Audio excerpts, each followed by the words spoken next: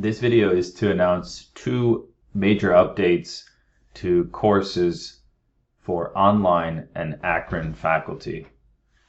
The first difference you're going to notice this year when you open up your course is that we've removed the links that used to exist in the center of your homepage, and we've placed them on the left-hand column.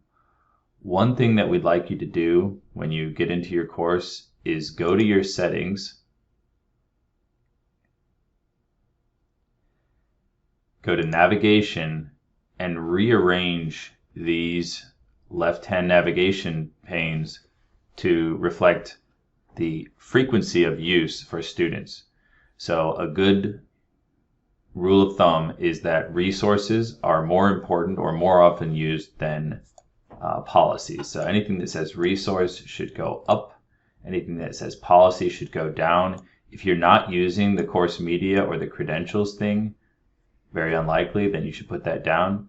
Things like Anoto Insights are things that only you can see. New analytics are also only for you. So if we're trying to make sure that it's clean, this would be a great way to do it. I might put announcements up towards the top if you've got that available for students.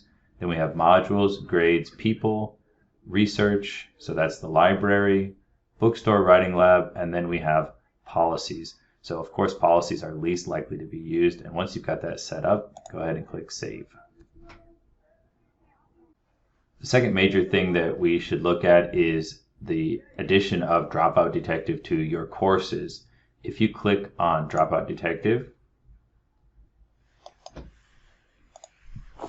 you will see a list of your students and their risk index. Risk is calculated by attendance, so you can see things like their last access and their latest submission up at the top. It's also calculated based on their grades. When you're looking at your course, you should see that your students fall into a pattern about like this, where there's a couple in the red, a couple yellow, and mostly green. If you notice that all of your students are red, for example, that may mean that your gradebook needs to be addressed. It may mean that you haven't graded things on time, and that makes students look like they're failing when they're not actually. So it's a good idea to look at this every once in a while just to make sure that it's appearing correct. When you click on any student's name, it will show you their risk index based on their performance in your class.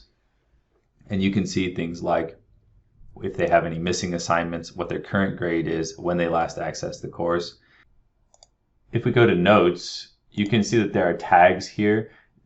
These indicate certain types of interactions that you've had with this student. To be clear, this is only for students who are having some sort of trouble in the class. When you make a note on any of these students, that automatically connects you to our student success people who can then follow up to help out with that student. So if you are dealing with a plagiarism issue, or if you are providing an extension or accommodation to that student, say for a trip or for sports or for any reason, you can use these tags. They're like hashtags in Twitter or other social media. As I said, this should be limited to students who are struggling in class in some way, such as they do not show up to class, especially in an online situation. If they don't log in the first week, or they don't submit things on time, or if they are consistently performing unsatisfactorily, we would like to know so that we can help out. And when you make a note like this, you can use one of these hashtags, and you can create a note giving more detail to our student success people so that they are able to help out.